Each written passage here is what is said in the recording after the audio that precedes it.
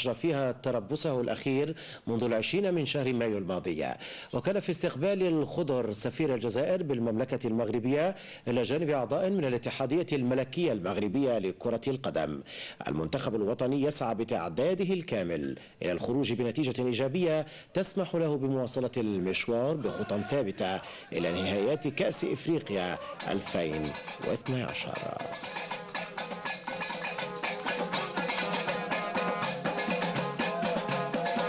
Nous sommes contents, l'accueil est très chaleureux. Inch'Allah, le match il fait fair play total et puis il y aura un Maghrébin les Yerbah, c'est sûr. Ouais, c'est un choc maghrébin, ça va être un bon match, Inch'Allah.